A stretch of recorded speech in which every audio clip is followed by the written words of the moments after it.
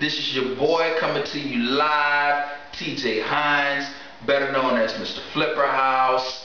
I am a full-time wholesaler down here in Tampa, Florida. Currently doing anywhere from 3 to 6, 4 to 6 properties a month.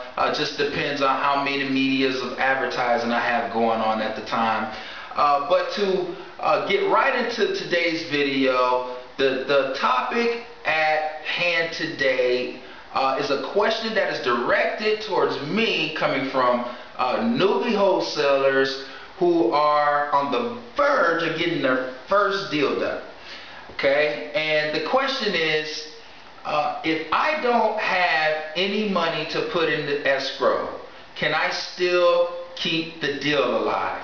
Yes, you absolutely can still keep the deal alive. Now, you're going to need a very, very important resource, and your resource is going to be your cash buyers. Okay, as wholesalers, we already know that in order for us to be successful in this business, in order for us to turn and burn a lot of properties every month, we must have access to the money. Okay, the money is going to be our cash buyers. All right, so let's say, for instance, all right, you come across a motivated seller who's looking to sell their property for all sorts of personal reasons. Okay, now you and the motivated seller have come to an agreement on price. All right, and the motivated seller, okay, wants to make sure that he's dealing with a serious buyer. Okay, now this has actually happened to me on a few occasions. Usually as wholesalers, guys, when we're dealing with private sellers, we don't want to put any money up. Or if we do, we only want to put up $1, $10, $20, $50, no more than $100 to put the house under contract that's going to allow us to find our end buyer where we can sell it to them for a profit. Okay? So now we're dealing with a seller who is motivated, but he wants to make sure that he's dealing with a serious buyer. So one of the ways that people can make sure that they're dealing with someone who is serious is to ask for a larger amount of money to be put in escrow. Okay? Private sellers usually aren't going to ask you for no more than $500 to $1,000, and this is if they ask you. If they don't ask you, guys, don't bring it up. Okay? You can simply lock the house up under contract and don't have to put anything up. Okay? Alright? And sellers, just to be honest with you, are really not that knowledgeable. So we kind of have leverage here going into the negotiations. Alright? So now let's say that the seller wants us to put up $500 and we still want to keep this deal alive. Alright? Alright? Absolutely, we want to keep the deal alive because it's a great deal. It's in a nice area. The property hardly needs any work, and he's willing to sell this property to us below market value. Okay? Alright? Now, what we want to do is we want to go ahead and shop this property immediately. Take all the pictures that you can as soon as you get it under contract. Shop this property immediately to your buyers. This is what we call pre-selling a property before you even actually get it under contract. Alright, so you want to pre-sell this property. Push it out to your buyers. See if someone's interested in it.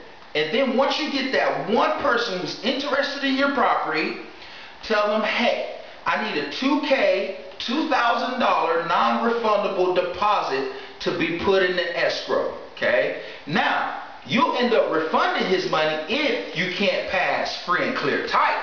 Okay? But if you can pass free and clear title and he puts up his $2,000 to lock the property up with you and he does not close on the property, the buyer ends up forfeiting the $2,000 to me.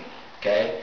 Alright, so now I want to go ahead and get the property under contract, get the $2,000 non-refundable deposit from my buyer, and what I want to do is I want to go ahead and cash that check at my bank. Okay? Then once you cash it, you want to go ahead and take $500 out of the $2,000 that you received from your end buyer, and you want to transfer that $500 of escrow over to the A to B side of the transaction. Okay, the A to B side is going to be between the seller and you. All right, your B to C side is going to be you as the seller and your end buyer. Okay, so you take those $500, you put it over to the A to B side of the transaction, which is between you and the seller of the original contract. And voila! You got your $500 up in escrow. Now you have an extra $1,500 put up in escrow. Now that you have $1,500 put up in escrow on your B to C side, and like I say, you have $500 put up in escrow on your A to B side. Now the deal's still alive. We have our end buyer. We have our escrow money is put up on our A to B side of our transaction. We are so good to go now, guys, and we haven't taken not $1 out of our pocket. Okay? This is the beauty of this business, guys. I don't know of any business, okay, that you can literally buy and sell a house with none of your money and make substantial profits of anywhere from $5, $10, $15, $20, $30, $40,000 a month. It doesn't matter, guys. Okay? Alright? I hope that this has been helpful. And for you newbies out there that are on the verge of getting your first deal done, keep striving, keep pushing, because you're right there. Alright? Take this, use it to your advantage where you're able to profit. This is your boy, Mr. Flipperhouse. If you have any questions regarding this topic, please feel free to reach out to me at info@mrflipperhouse.com. Visit my website. I have lots of great content on there. Subscribe to my newsletter where you can be informed on the latest tips regarding wholesaling to better yourself and your business.